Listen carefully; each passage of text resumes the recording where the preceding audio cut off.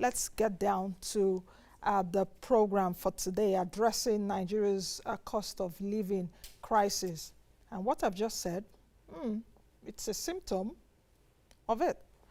Joining me right now is Tosin Osunkoya, who is the Chief Executive Officer of Commercial Asset Management.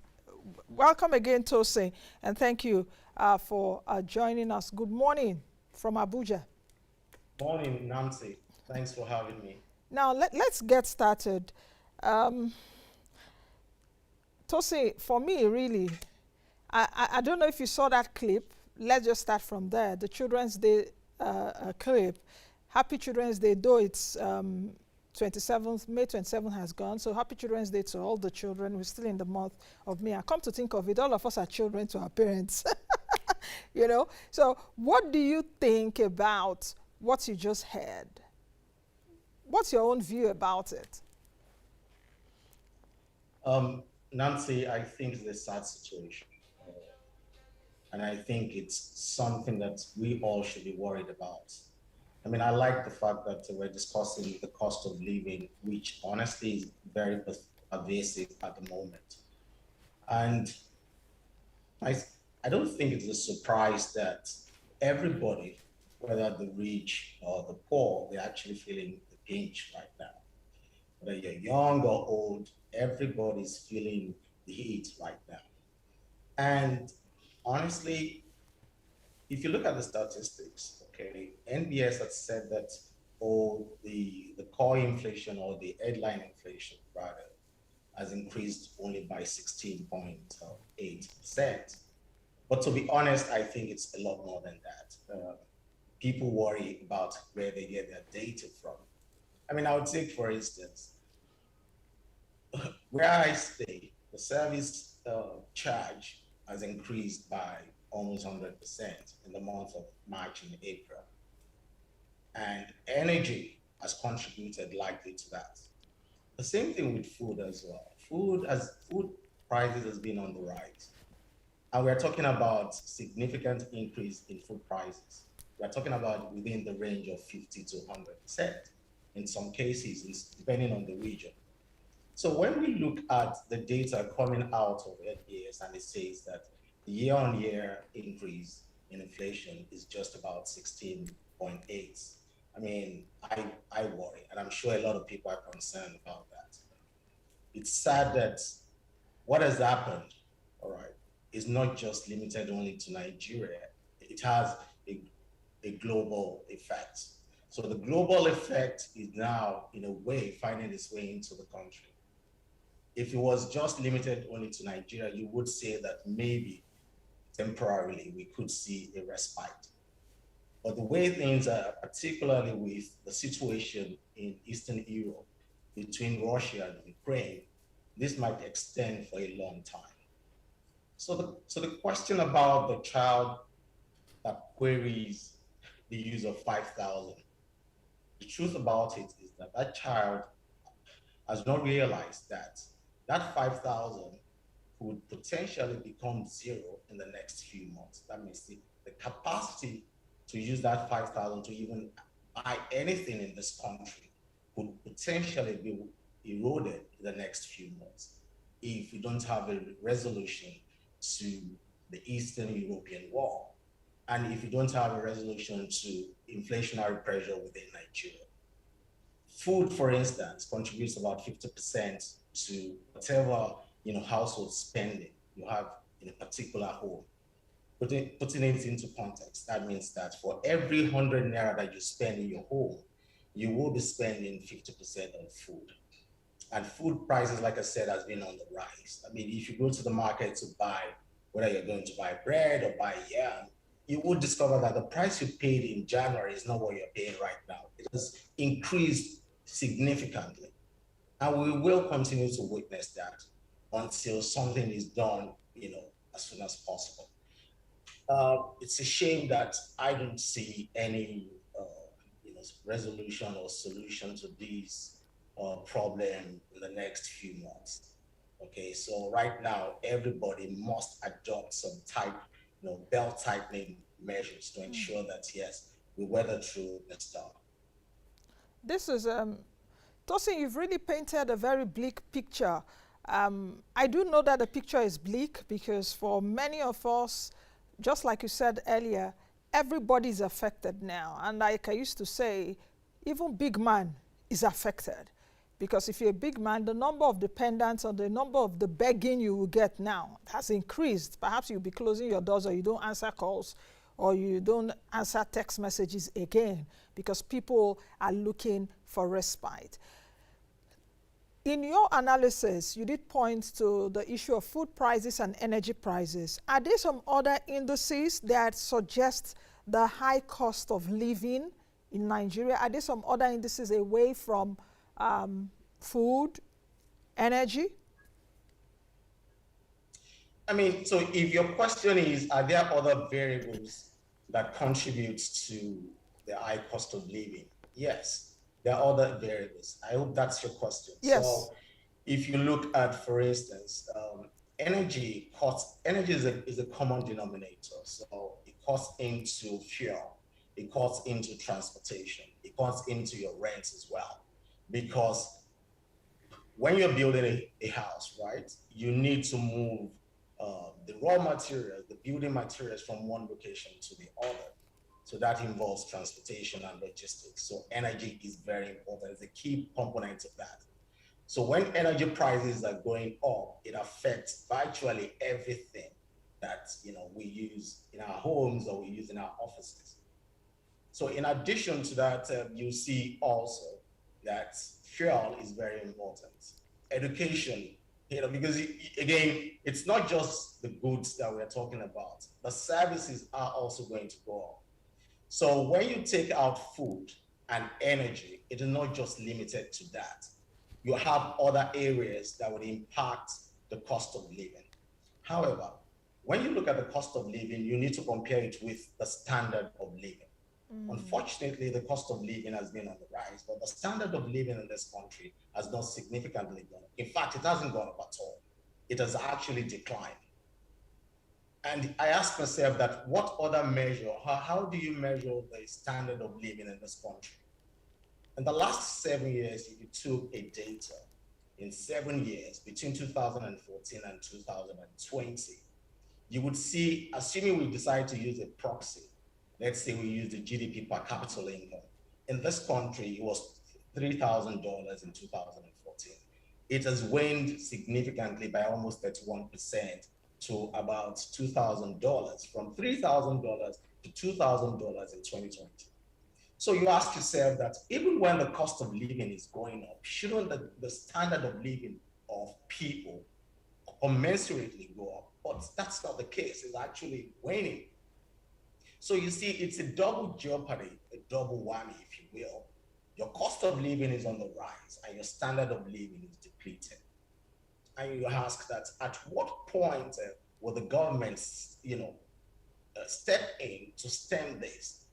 You would expect that as our population is on the rise, because our population in the same period is about 2.7% year on year, but the growth in GDP year on year, on the average, within that same period, is just about 1.7.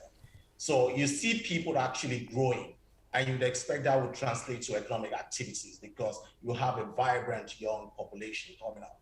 And you expect that should, in a way, in an ideal situation or ideal economy, that should translate to economic activities. But that's not what we're experiencing.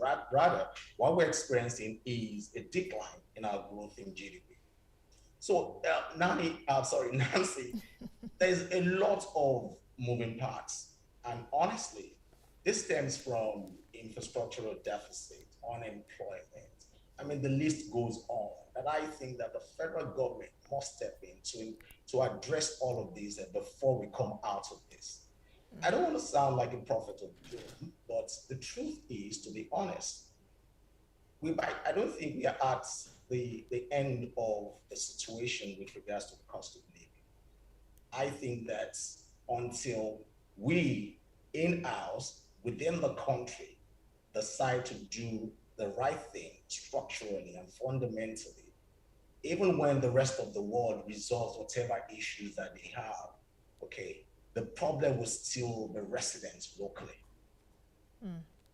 I liked your comparison between the cost of living and the standard of living. I really did not look at it that way. So thank you for even bringing my mind to it, because from your own analysis, the cost of the standard of living really should be about the quality of life.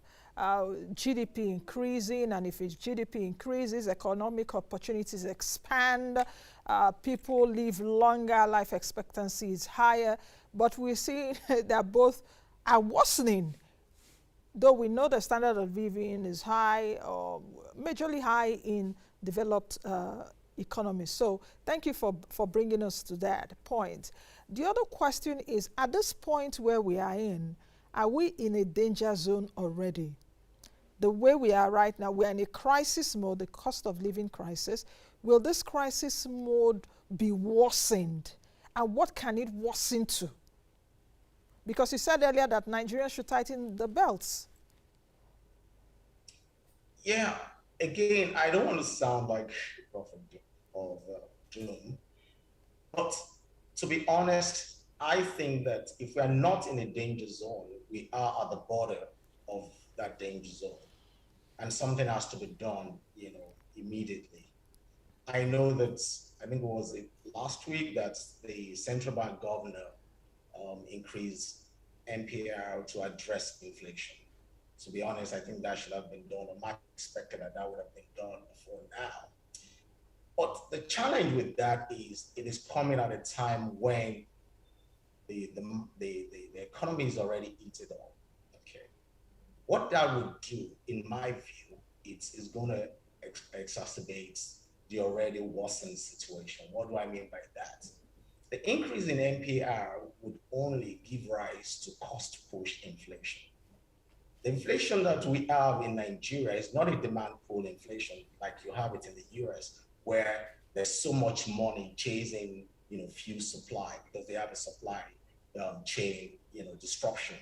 So they've been giving out a lot of stimulus package. So there's a lot of money in the US chasing fuel goods.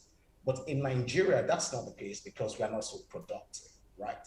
So what has happened is when you increase the NPR, what would happen is that the real sector, the manufacturing sector, every sector, the financial service sector, they are going to pass on that particular increase to increase in borrowing, an increase in facility given to the real sector. And when that happens, the real sector, by way of production of their goods and services, will pass it on to end users. So end users will begin to see some of their services or goods that are being consumed, increasing in price. So inflation to me is still going to go up. I think so. So are we in a danger zone? I think if we're not in a danger zone, we are at the border of that danger zone. However, what should be the solution? The solution is not a quick fix. Rome wasn't built in a day, but what we need to do is to begin to structurally and fundamentally address certain things. For instance, we have an expansionary budget. Okay, that budget, if you look at it, we're spending a lot more on recurrent expenditure rather than capital expenditure. In our situation, I think, just like in Ghana, where they are also trying to shrink their budget, I think that in Nigeria, we need to begin to look inwards and try to see how we can make our budget efficient. An efficient budget means that you are deploying a lot of your cash or your revenue into capital expenditure. And on top of that, you have policies that would promote SMEs growth in the country and that would attract foreign direct investment. So we have so many things that we need to deal with. Unfortunately, it's a pre-election year. I'm sure not so much attention is being paid to, policy formation and giving the right policy to, foster, promote SME growth. Every country relies solely on the growth of their SMEs. That's the truth.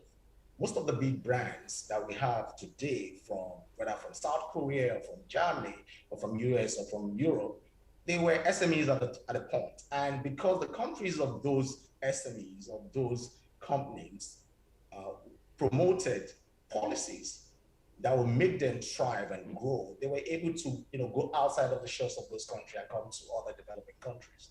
In Nigeria, we need to begin to see it that way. Every small company that is being set up we must see them as a big global brand in the future. So how do we promote them? With the right policies. That's one. Then your policies must also attract foreign direct investment. If after pre-election and election, yeah, whoever comes into power, we must begin to put policies in place that would attract foreign direct investment. When that is not done, what happens is you continue to suffer the currency depreciation or currency risk. And when that happens, no foreign direct investment or no foreign portfolio investor wants to come into Nigeria because of your currency situation, because of your FX liquidity.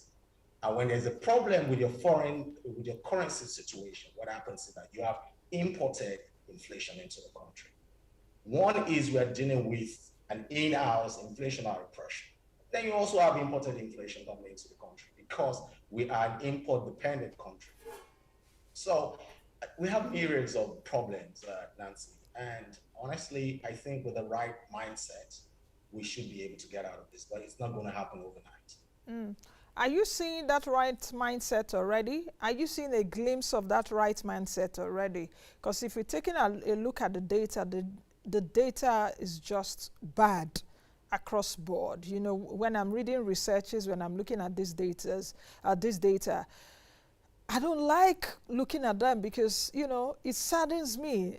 If my team can actually put forward the inflation data, the trend from January till now, it's been worsening. In fact, it's been worsening since 2016, double digit. In 2015, we had a single digit inflation data. So are you seeing anything good coming out? Are you seeing a mindset that there is an understanding of these problems and we're going to find solutions? That's one. The B part of the question is also what you said about the budget. We have an expansionary budget, but what our budget is used for now, only God knows. You did talk about capital expenditure, spending more capital expenditure, but I also know that not all capital expenditure is good, because even in our current budget, you would see that the government wants to buy computers, 100 computers. Next year again, you will see that same 100 computers there.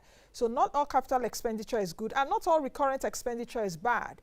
But where we are right now, debt profile is high, 40 trillion naira, expected to hit close to 50, 55, 60 trillion naira because of the budget deficit and fuel subsidy approval that has been gotten by Mr. President. So if you put all of this together, Tosin, you've just said no end in sight, but are you seeing a right mindset? Yes. You know, so it's really sometimes so sad talking about this almost every day on the show, you know? Yeah, Nancy, I mean, you're right that our macros are not looking good. I mean, if you look at the numbers coming out of Nigeria, it is nothing to write home about. Okay, but I think there's a bit of, you know, bouts of political will, and we just need execution. We need a follow-up with some of the policies we're putting in place. I think there's a semblance of the government trying to address certain issues. One of which is the fact that the central bank, with the intervention funds, you know, coming out. The only challenge I have with the fund, it's not widespread. I don't think it's effective. I don't think it has a wider coverage.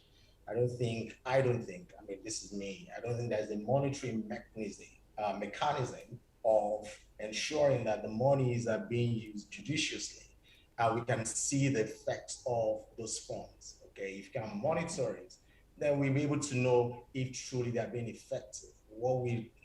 What our intent was at the time when these monies were being given out.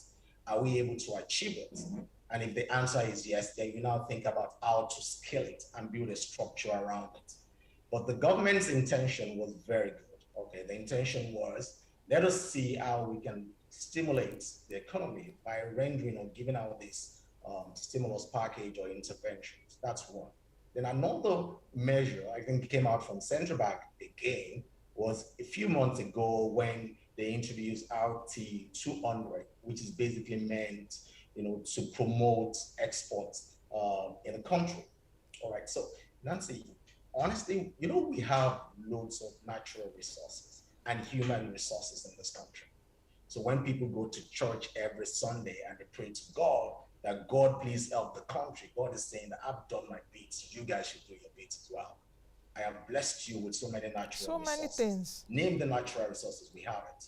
Indonesia recently said that they were going to ban, or they ban export of palm oil out of the country. Yeah. You know that some companies benefited from that. Why? Because we're able to produce palm oil in this country. There was a time when palm oil from this country was one of our major earnings. So where is that? I mean, it's a laundry list of natural resources in this country. They're talking about human capital resources. We have it in the technology space, in the power space, in aviation, in education. We have it. In financial services, we have it.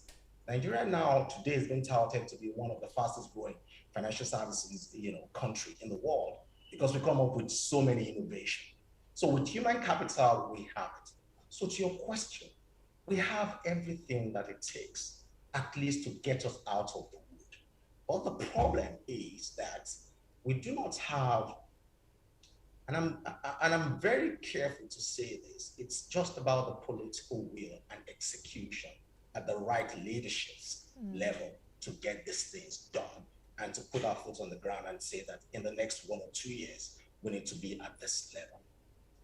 Then when you talk about the inflation permeating into certain sectors, you mentioned that, for instance, if transportation is on the rise because of fuel price, you would understand that transportation cuts across is a common denominator.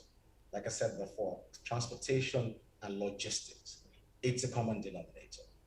So when there's an increase in energy price, it affects virtually everything that you do in this country. And how do we address that? So we are a country that produces, crude oil, right? And we are hoping that Dangote refineries will come into full operation in 2023. When that happens, maybe that could, in a way, help to address some of our energy concerns and currency concerns as well. But we've been in this same situation many years ago. Right? We've had refineries that were meant to be working, but they never worked. So you see, in-house, we have the capacity to do everything that we could do to save this country from this dire situation right now, but it has not been done.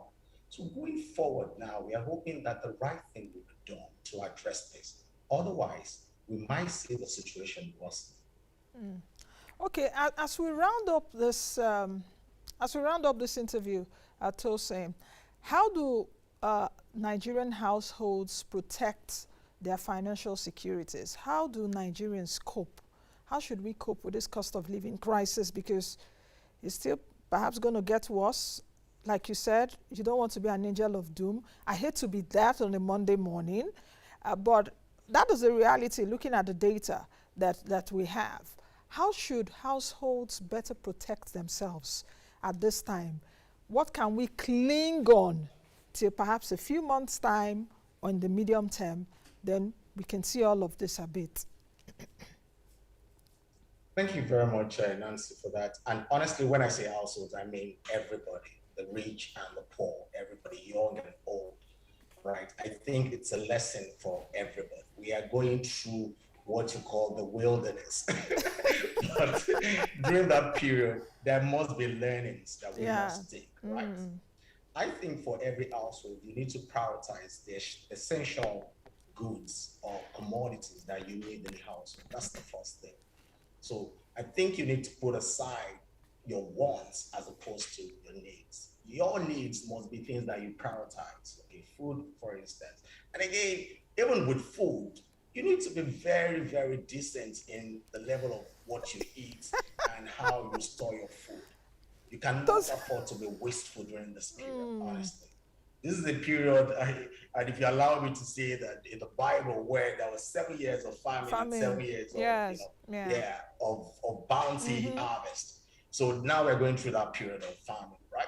So what that means is that we need to be very efficient and decent in the way we manage essential commodities. We cannot afford to be wasteful. I'll give you a typical example. So if you go into your homes, make sure all your lights are switched off when you are not in those rooms. Or you put on your AC. If you are not in that particular room, switch off that AC. You are conserving your energy cost.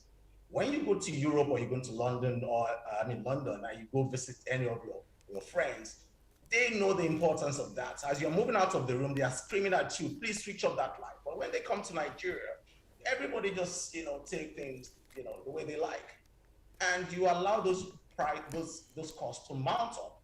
So my advice is you need to have a list of all your items, the commodities that are very essential, and how you manage each one of them. You must track them. Gone are the days when you leave things to chance. You cannot afford to do that. So on the side of cost, because for every household there are two blocks or two variables. You have the cost management and you have the income. Maximization that we'll talk about. So the cost management is the first one. You need to begin to look at how to manage your cost, and you must be very mindful of that. When you talk about income right now, I think everybody needs to begin to work on the capacity, the earning capacity for themselves. Most people do not realize that the biggest assets that you have is yourself. That means your earning capacity. How much can I possibly earn outside of what I'm earning right now? Do you have some other skill sets that I'm not using? Okay, do I have cash that are being idle or that are not being put to use? How do I flog them? How do I buy assets with those cash? I think right now you begin to see some cheap assets in the market. You need to begin to talk to some professionals that will help you to buy some of those assets. It could be landed property. It could be, government bonds or government securities that you want to buy into, or you could be some professionals helping you to manage your assets. You must begin at this stage, ask yourself, other than what I'm doing right now to generate 1,000 naira a day, what more can I do to generate additional 500, additional 300? So from the capacity generation standpoint, you need to expand your capacity. So when you come home one day, you need to ask yourself, if I'm managing my costs, all right, and I'm also trying to expand my earning capacity. You know why that is very important? There's certain things that you could control. What you could control is just what I just described, that those two variables within your capacity. The other thing that you cannot control is what happens at the macro level. You might not have, the power to control it. What happens at the government level? You don't have the capacity to control it. What happens in Eastern Europe? You don't have control over it. So this is the only way by which you can actually immune yourself to those shocks. Manage your costs. Make sure you prioritize all you need to do to essential commodities, needs only, not wants. Not flashy, Gucci shoes and bags and all those things. Wants, market aside, needs, prioritize. Then you look into your earning capacity as well. Thank you very much, Tosin, for joining us today and bringing in some kind of perspectives, especially how households need to manage at this time. I like the analogy of 7 years of famine, 7 years of plenty, because it seems that's where we are right now. So we need to tighten our seatbelt. We need to brace up. We need to also collaborate more. You need to earn. You need to reduce your cost and all of that. So thank you for your insights today. Hope to speak to you soon. Nancy. Yeah. I've been speaking with Tosin Osunkoya, who is the Chief Executive Officer at Commercial Partners Asset Management.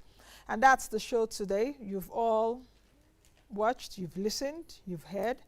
I hope that you've taken some nuggets out of today's interview. We are not trying to be angels of doom, but with the data that everyone has access to is what we're using to analyze. We hope that this administration, before this administration goes, that is able to get a solution. If not, all hands should be on deck, or all eyes will be on the incoming administration, whatsoever party. The enormous challenges we have, so many, so huge, but I wish all of us the best. I am Nancy Naji. Be the best you can be and be that change that you want to see. I'll see you all again tomorrow, God willing. And let me just also say this, yes, there's a public presentation of the IMF's Regional Economic Outlook Spring 2022 issue coming up later this afternoon, 3 p.m. Nigerian time. We will be there, and trust us, we will give you the updates on the show tomorrow. What does the IMF have to say about Nigeria? We'll give it to you tomorrow. I'll see you all again tomorrow. Bye now.